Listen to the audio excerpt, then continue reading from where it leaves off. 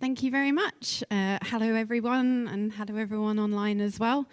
I'm not normally used to doing this, but there's so many people I can see that I know who are lovely, so apologise if I'm a bit nervous about this, and I can see a lot of people online as well that I know. I think I can see Eamon there at the bottom. Oh, Eamon. So yes, my name's Erin Brown.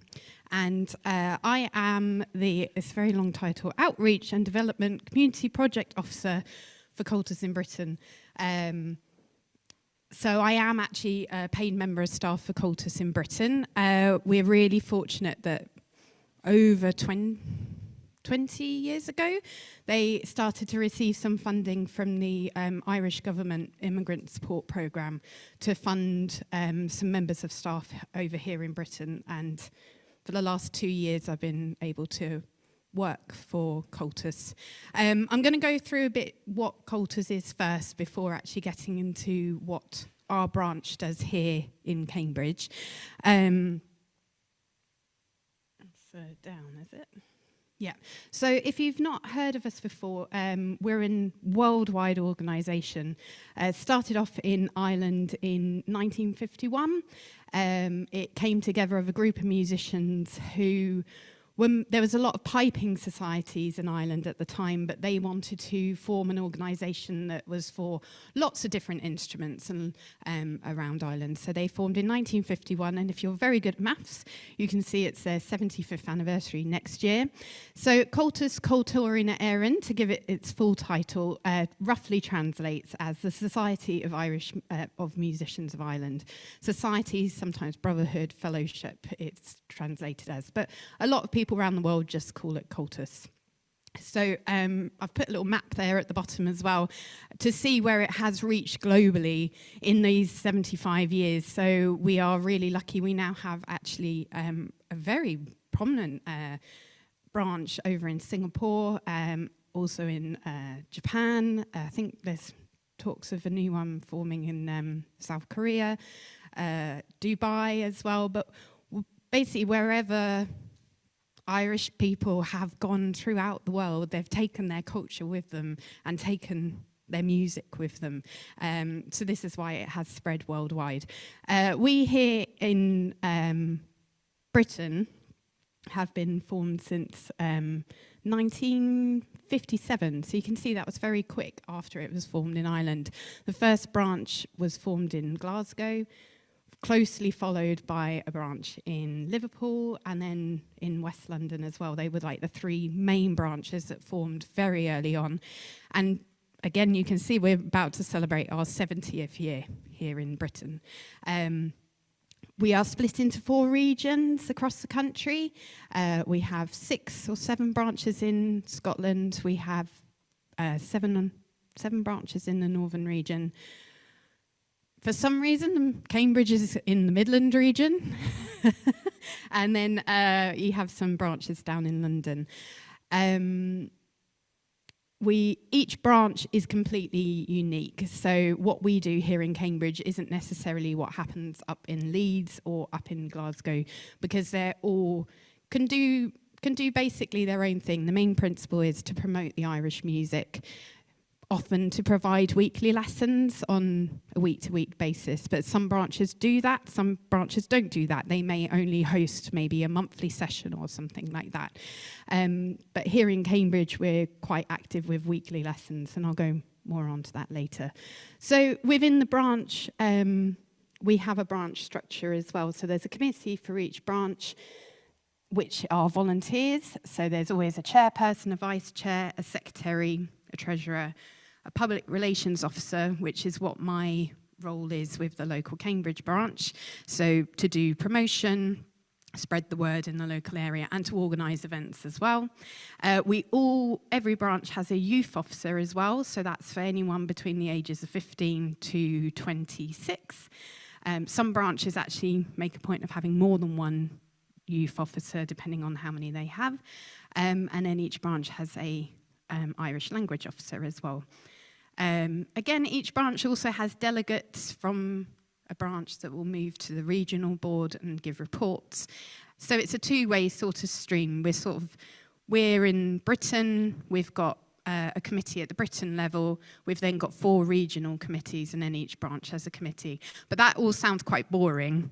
I can tell you that most of those meetings, the meeting happens, and then we get our instruments out, and then we're having a tune, we're having a few drinks in the bar and things like that, we're having a dance. So, but there has to be some sort of structure. But also it means that there's a support system there as well.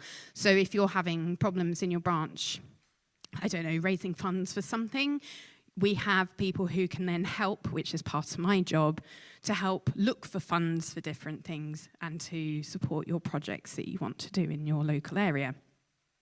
And then there's every single branch has safeguarding DLPs as well. We make a big point, because we do a lot of our teaching towards children, that we have a very strict safeguarding structure in the country as well, because I think that's really important. So just to talk on the national side of things, we've been able to do some dedicated projects as well. Here's just a selection of some of the things we've been able to do and get funding for in the last, I think, 10 years.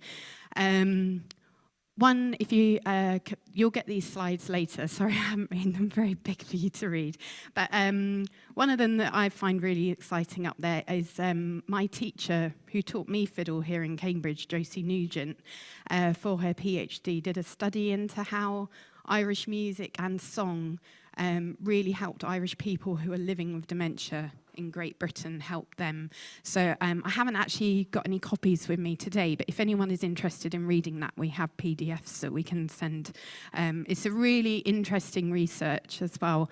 And in our branch as well, we find it a really great thing to have, because actually we've had a couple of our original members who did have dementia, but always could remember the songs and the tunes, so we really find that quite important in our local branch here in Cambridge.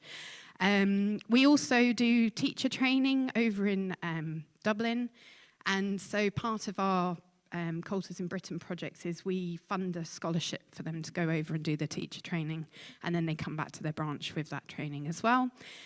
This year as well, we have put together a tune book by one of the amazing accordion players who was originally from Donegal, who ended up in Coventry. Sadly, he died in 2020. But after he died, a lot of people came out with a lot of the tunes he'd written, never been written down, because he couldn't write music himself. So they found recordings and put a lot of effort into writing those tunes down. And so I think there was about 30 tunes have been put into this book, including one that was actually written for him by some of his branch members over in Letterkenny. I know, I can see, I find that quite emotional to think about that and how his legacy will live on. In fact, I was at an event this weekend where some people were playing his tunes. So it's really special to commemorate people that have been here for years.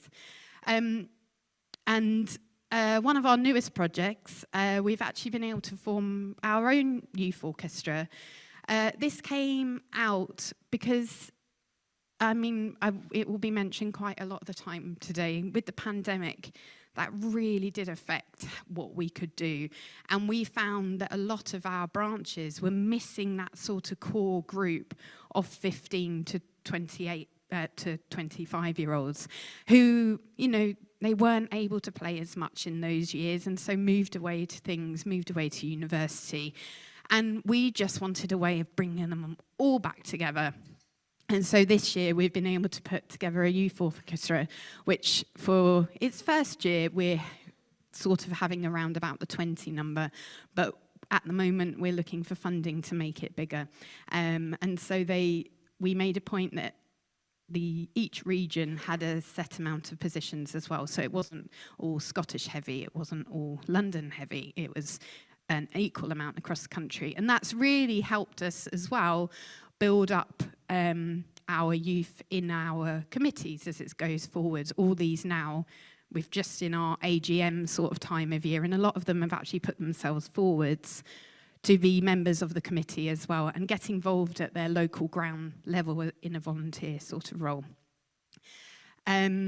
We also, for that youth orchestra, invited I don't really want to say alumni because actually, it sounds really weird. No one ever really leaves the organisation, but a lot of our musicians have gone on to make professional careers out of the music as well. So it was really nice to invite Hugh Sheehan, who was one of the Birmingham branch members, who has gone off and made a career out of music arrangements, and he came back to be the musical director for this first year. So that was really exciting. And then it was also a way of looking for those musicians to look up and see what can be done by playing in these orchestras and moving on to a career in the music.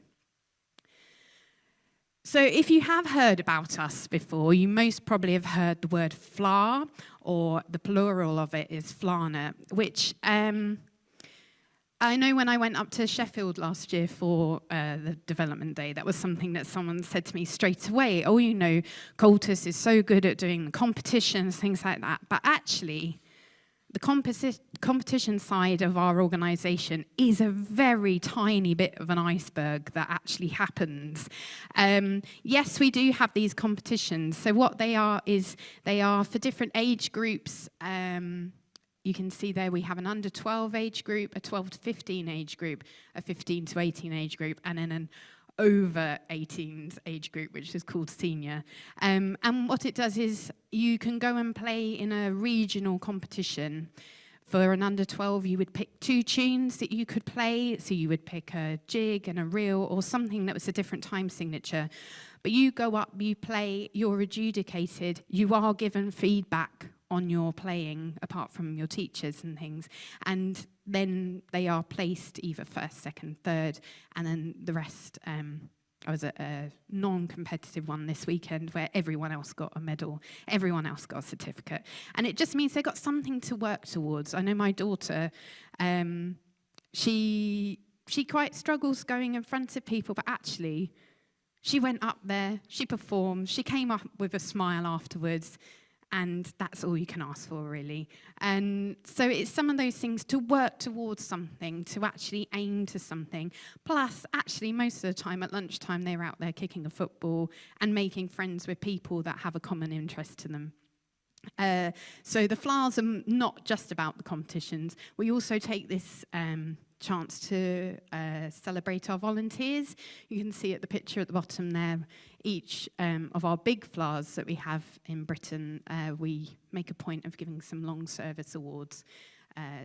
So we want to make sure that people who have been involved with Comhaltas over the years are recognised for what they've put into their branch and what they've done in their community. Any questions so far?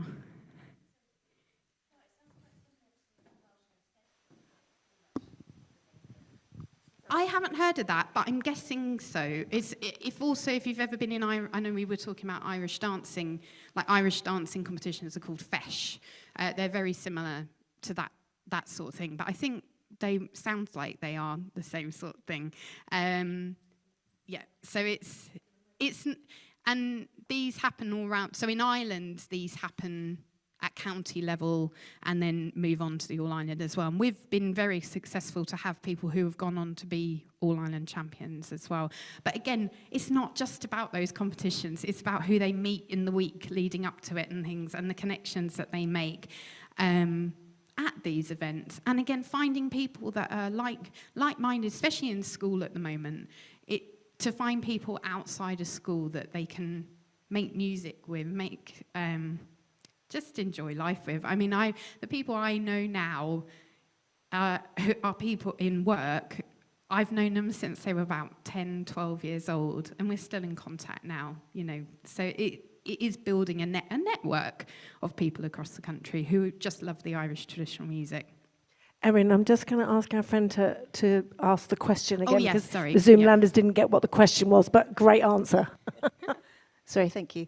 I was just asking if it was similar to the Welsh Eisteddfod, and it sounds very similar indeed. So, yeah. Thank you, thanks. So, as I said earlier, you will get a copy of these slides later.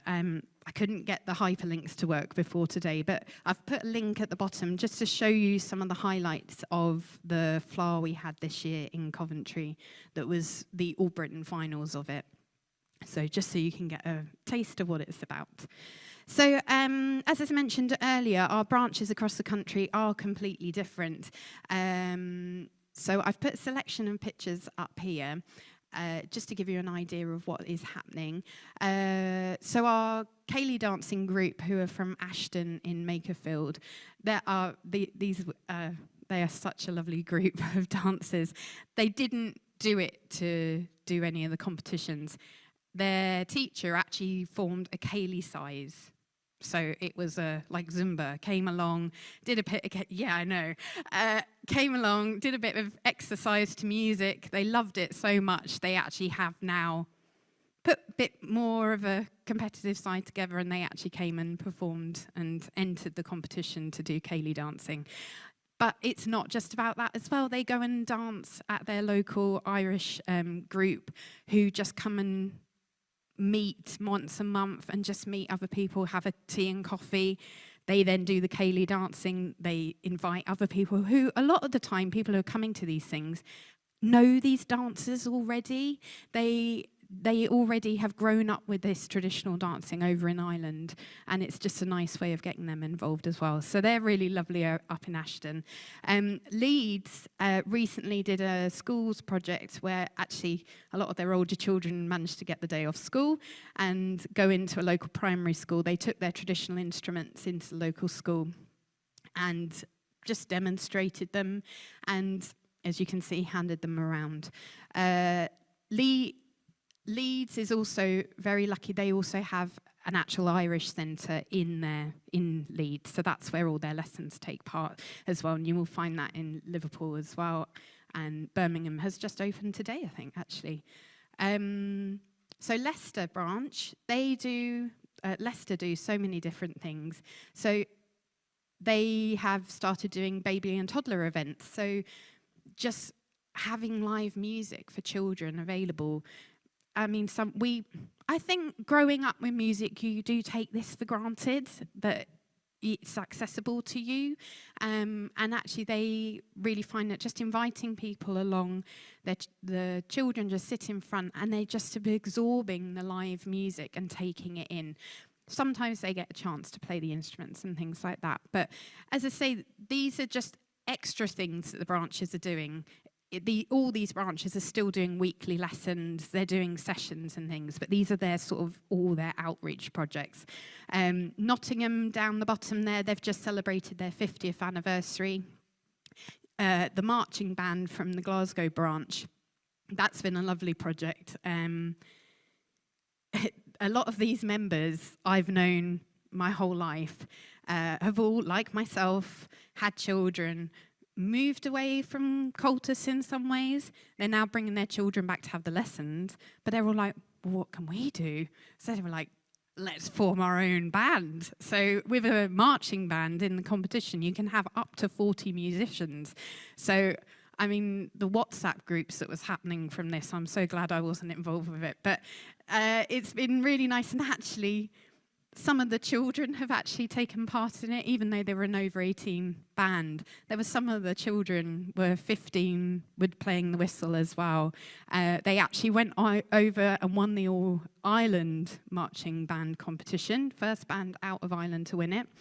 From that, they, I think this picture is from the London St Patrick's Day parade as well. They were invited down from Glasgow to lead the St Patrick's Day celebrations in London, so that was lovely. And recently, they've actually performed in Croke Park at one of the I think it was the semi-finals of the hurling. If any of you don't know what hurling is, it's an Irish sport that's very celebrated over there, very rough sport. But they were performing in Croke Park, which I think someone said holds 100,000 capacity. So they were all, I mean, the buzz that has come from that band has been amazing. And then our Welsh branch over in Newport. I've shared this because I think this is quite a nice thing to share here today as well. So they actually do their lessons as part of their local music school, like here.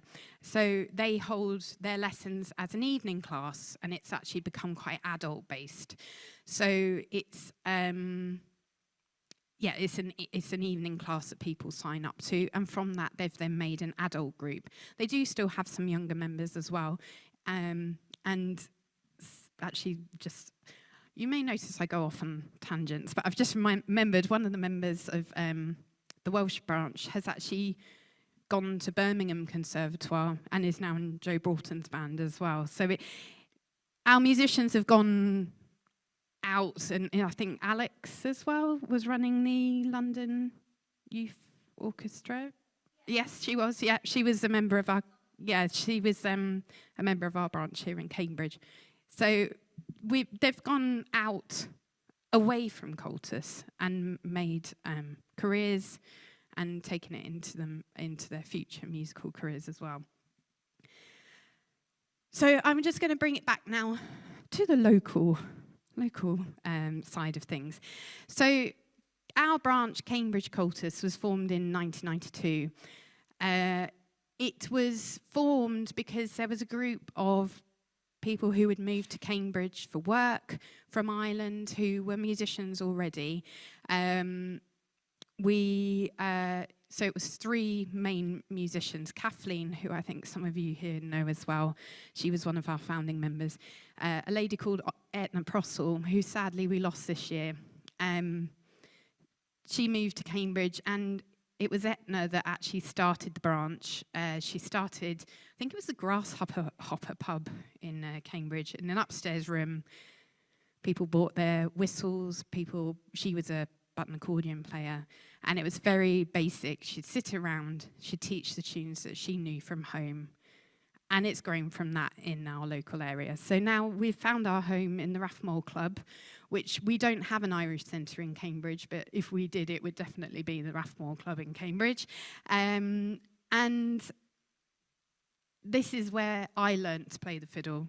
I started going there in over 25 years ago. I was involved with Irish dancing. We were talking about that earlier. I was absolutely obsessed with river dance, and was like, how can I do that? How can I do that? So I did Irish dancing lessons. My Irish dancing teacher was Kathleen Collins' daughter. I'd already been learning the fiddle through my parents, and she found out that I played, and she said, well, you must come along and join this. And I couldn't believe it when I walked in the room. I think I was about 10, and there were other children playing instruments. And actually, it was a bit daunting at first, because I was thinking, oh my goodness, I don't know any of these tunes that they're playing. But it really made me go away and learn the tunes I could hear. In those days, I think my teacher would always play the tunes into a cassette, and I'd take them home. She'd play them fast, and then she'd play them slow. And then I'd go back each week and learn the music. And from that, we then had group lessons and things. So at the moment, we offer every week in Cambridge on a Wednesday night, we offer all oral-based lessons as well. We offer lessons in tin whistle, fiddle, baron, Irish flute, concertina, harp, banjo, mandolin, button accordion, and uilleann pipes. We're really lucky. We have 12 dedicated tutors at the moment, and each week we've got about 80 pupils filling every single corner of the Rathmore. I know Prue's come along to the Rathmore before, and it's just in all different corners of it, all learning by ear. We're also really lucky with the university being here and with the jobs that are on offer around Cambridge. A lot of our tutors aren't originally from Cambridge. We're really lucky. Josie, who was my teacher, she was brought up in Comhaltas in County Clare in Ireland, so she brought her music with her, and she taught at the branch for, I think, 8 to 10 years. Currently, you can see Neve there teaching the concertina. She's from Dublin. Our teacher, Kevin, on the pipes, he's from Winnipeg in Canada. And Frank, who's teaching in the middle there, he's from Belfast. And we've just only recently started offering the banjo and mandolin lessons, and that's Erin, who's from Tyrone as well. All Comhaltas members in Ireland who have then sought out our branch and want to just get involved and start teaching. We also have started a multi-instrument group as well for under 15s. So you can see at the top there that our group, a lot of them are having lessons on other instruments, but we think it's really important to bring them all together to play together. It is for the competitions as well, but actually at the core of it is when we go out and play in public, which I'll talk about in a minute. Frank, who's teaching there, he's very keen to just get anyone in the door of the Rathmore and just enjoying Irish music. So his approach is he just sits, he plays tunes, and anyone just comes and plays with him. He gives them a little bit of technique and things like that before they move on to maybe some of the individual lessons as well. And then we have something we started, well, I sort of instigated after lockdown. A lot of my pupils I was teaching over Zoom in lockdown. I realised there was a big anxiety when it came to playing in sessions and actually approaching playing in sessions. And this is something in the folk festival scene, we've seen this develop over the years, like a slow session. Because anyone that hears the word Irish music, they immediately put the word fast. And that's not necessarily the thing.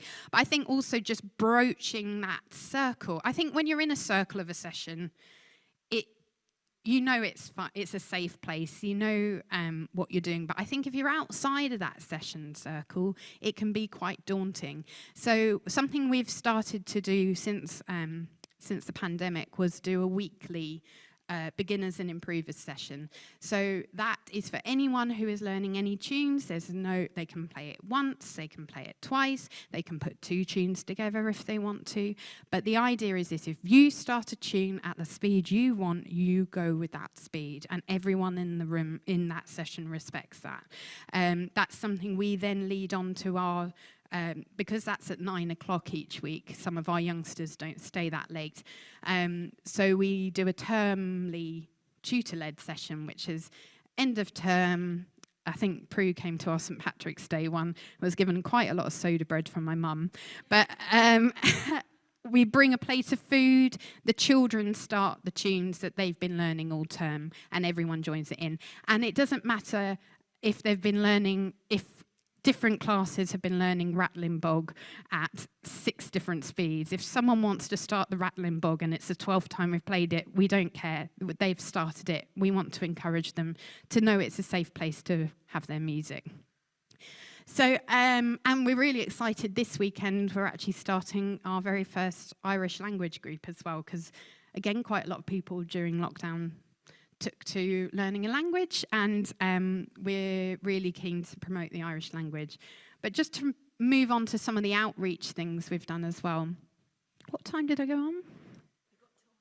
Oh, right, okay, that's fine. So just to cover some of the outreach things we've done recently, we've performed on the local radio because we were their Irish contingent for Eurovision.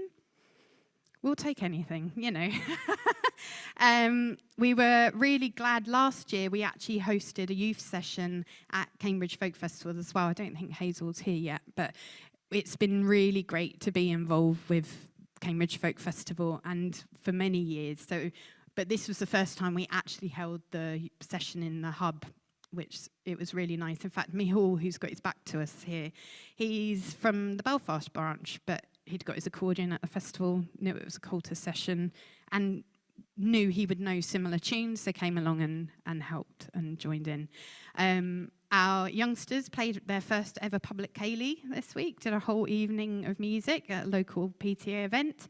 Again, another outreach event in connection with Cambridge Folk Festival is the Out of the Ordinary Festival. Our youngsters were very excited to play on a main stage with lots of microphones and things. Then we do some quite low-key things. Here we're playing at a local music and song afternoon for a local stroke group, where we would do some joining in songs, some of the more well-known songs, and a lot of the dancing happens from that as well. And one event that we've done that's been really nice for the last 2 years. I think if anyone's here from Sheffield Music Hub did a similar thing, is the National Learn to Play Day. Is everyone familiar with that? So it's a day by Music for All charity where it's always the second weekend in October, but they just want people to learn to play instruments. So we've taken part of this. As my job, I've tried to get quite a few other branches across the country to do it as well. But just to offer your lessons for free, we do it just one afternoon. We did it last year, and we had so many people just come in the door. They had a drop-in lesson. They could try instruments out, and just it's a welcome environment just to try instruments. And actually, from last year's event, we've had so many people stay on and be weekly members and be part of our community as well. So that's been a lovely event that we've taken part in. Our biggest event this year, we expanded and we did a trad fest. Kevin, our uilleann pipe teacher, he wanted his own project, but he came to us for support, and so we put a whole trad fest on. In fact, I met Adam at the trad fest as well. So we put on a Friday night Kaylee with Bryony and Grace Lemon, who were both members of Cambridge Comhaltas. So it was really lovely, again, to see them and see what they've gone on to do as well from the branch. We then had sessions around lots of different pubs in Cambridge, which were not used to having sessions. So it was really nice to open that up a bit. In fact, we used Hot Numbers Cafe as well, which was really lovely to have a live piano in a session. The Sunday afternoon, just go back. Saturday morning, we did a load of workshops with visiting musicians who then did the Sunday afternoon workshop. We also had a set dancing workshop, which Adam and I were both in, which that's been really a great thing it's not really connected to the branch, but since doing that event, there is now a monthly set dancing class happens in Cambridge, and that's now evolved to twice a month event. So that's been really great. And then we always get our youngsters to perform as well. And then there was a poster there for the Sunday afternoon Kaylee. So hopefully you can see from all the pictures I've put on, yes, we do encourage our youngsters, but actually we really want it to be for everyone. We do make a point, as with the national side of things, having youth officers. We actually have 3 youth officers in our branch, and they all have their own little roles. So they will lead the tunes at the tutor-led session. They will design the posters for some of the events, but giving them their own roles that they can move on. In fact, this is something that, as Comhaltas in Britain, we do encourage. I was a member of the National Youth Committee about 20 years ago, and I still use a lot of those skills that I used back then now every day. We were taking minutes at meetings and things. We were designing websites. We were designing posters. And all of those things have been able to go into our jobs elsewhere. It was really nice. It was the orchestra last year as well. Instruments for All. Orchestras for All. It was really nice last year to see that they'd got a similar sort of structure, that actually it's not just about the music, it's the skills that you can have around this that you can then apply into jobs in the future and things like that. So we do really encourage that in our branch and definitely nationally as well. Family participation as well. One of my groups of fiddle lessons that I'll be doing tonight, we had two children that wanted to learn, and then the mums were like, oh, can we learn as well? I'm like, yeah, of course. So actually it's really nice that parents are learning with children, they're learning the same repertoire, they're going home, taking the music home and bringing it up in their family as well. We also find as well, the last 2 bits sort of go hand in hand. A lot of our members have come to us, a lot of our current members this year have come to us because they've moved to Cambridge for study or for jobs, and sometimes moving to a unfamiliar city or something, finding people with the same connections. I always say, don't worry if you don't play anything. People say, oh, I don't play anything. I'm like, just come, listen to the session, be part of the community. Just know there are people that you can just phone or just... I really want that to be part of our community as well. That it can feel lonely going out in the world, but it's just nice to see a person in real life once a week. We know we're going to be there once a week, and so just come and be part of that community. So that's also combating loneliness as well. So just moving on to the teaching method that a lot of our branches use, and this is a bit more structured. It was actually put into a project before lockdown. A lot of our lessons are taught orally, and a lot of branches go straight in with learning the tin whistle as well. I chickened out of getting you all playing tin whistle because it's not my instrument, and I'd feel like an absolute fraud if I was actually doing it. But this is a project that was put together of 10 lessons that we've actually put into some schools have taken these packs, and it's quite interactive as well. There's a little app that goes with it as well. But I picked out a couple of pages where it introduces you to an instrument. So here, like the tin whistle, later in lesson 7, you're introduced to the concertina. You can see there the tunes written out by numbers. So number 1, number 2, and number 3. With it being oral as well, you don't need to have the rhythm put in. That's all picked up naturally. So how we still teach with any instrument is, and this is how I learned 25 years ago, my teacher would play a phrase, and I would play the phrase back, and then we'd repeat it again. And that's a real skill. At the time, I was doing classical exams at the time as well, so I was doing a bit of both. But when it came to exams, my oral side of things, oh my goodness, like people were like, how did you know that? I'm like, I just know it. Is that the right answer? It's just, you are building up these skills. Whereas my sight reading, if I could have not done that, I'd be very pleased. But so we have got a structured method of that as well, which, as I say, is used a lot up in Glasgow especially. They've got books of tune books like that. In my lessons, do try and move away from that as soon as possible and get them actually listening to the tunes and realising that actually what is written or what I teach is just a bare bones of something. You can take that and do what you like to it as well. And that's something that comes from our tutor-led sessions as well. We always encourage the ones that know the tune really well. There's always something you can do with that tune. So whether you've played that tune 100 times before, try and do something different, whether that's play it down an octave, play a few harmonies, play a few drones, always trying to make them listen out musically.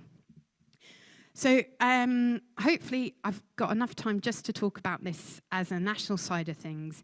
I just really think this is I'm really excited about this. We've been able to get the Irish traditional music graded exams. In Ireland, they're called the SCT exams. We've been able to get them in the last, I think it's taken quite a few years to get them Ofqual regulated here in Britain. But you can now take exams. Not that that's the be-all and end-all, but it is something. When I was growing up, I was doing my classical exams because I thought I needed a grade or something. But it just gives you something to work towards as well. Some of our people across the country don't want to be competing, but to give that sort of progression is really an exciting thing to be able to have. So these exams were actually first brought into Ireland in 1999. They've been taken over in Ireland and around the rest of the world. Over 75,000 exams have been taken place. So the way the syllabus works, there is 3 elementary grades before you get to grade 1, up to 8. There's then a performance diploma, and then onto the TTCT, which is the teacher training course I mentioned earlier in Ireland. So you will see it's made up of performance, your repertoire, your oral skills, a little bit of music theory and musical knowledge. I really like how these have been put together. So when you go and do an exam, for example, I think it's grade 1, you have to perform 2 pieces, but you also have to provide a list of 10 other tunes you know, and then the examiner could pick one of that repertoire list that you know as well. And each grade goes up that you need the 2 pieces you're playing, but also provide a repertoire list as well. So I think that's really nice to sort of, because as traditional musicians, you actually know thousands of tunes, but how many of those tunes could you actually play all the way through?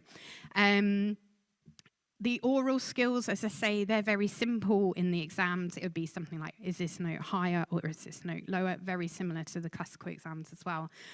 And then a little bit of reading music. The musical knowledge part, though, I really like this. In the early years, it's something like, can you name another instrument apart from the one you're playing in the traditional music? Can you name a musician of that? So it's making them listen to traditional music in a wider scheme. In the higher grades, you're actually asked to submit a project as well. So for grade 6, you have to do a 500-word album review, up to going to a live concert and then reviewing that as well. We've been really lucky to partner with the Music Teachers Board to get these exams regulated over here. And if this is something, I mean, the reason I'm excited about this is because when I was doing my exams, there was nothing to relate to. So when I was doing my GCSEs and going to my teacher, I play trad music. It's like, oh, but you can't play that for your performance, can you? It's like, well, that's what I want to do. It's like, well, you know, they're only like grade 1, 2 pieces, aren't they? But actually now we can produce a list of pieces that are at all the grades. So for A level and for GCSE, you have a reference point. But I see this as being exciting that others can do this, and the Music Teachers Board are really keen to get other syllabuses on board as well. They also have a sacred music on their syllabus as well. So I see this as being a really exciting thing to have got, and I think it's only the starting point of folk music in this country having these sort of things. Not that you need them, but just something that other people want to work towards as well. But I've just popped Sean there. He's just done his grade 8 on the mouth organ as well and got distinction. So at the moment, you can take them online, and hopefully in the future we'll have more in-person things. But sorry for my ramblings. But thank you very much for listening. Thank you, everyone online as well. I will send any of the information here as well, and I've got a few leaflets of our branch and of our national side of things. But my job, I've just gone full-time, and I had to fight to keep one of my words that I liked in my old job, which was outreach, and I really see that as a big part of it. I have been a Morris dancer in previous life as well, and a broom dancer. So, I mean, I always see with any of these things, it's a shared knowledge, and if there's anything we as an organisation can help with or partner up with, we're very keen to do that. So, thank you.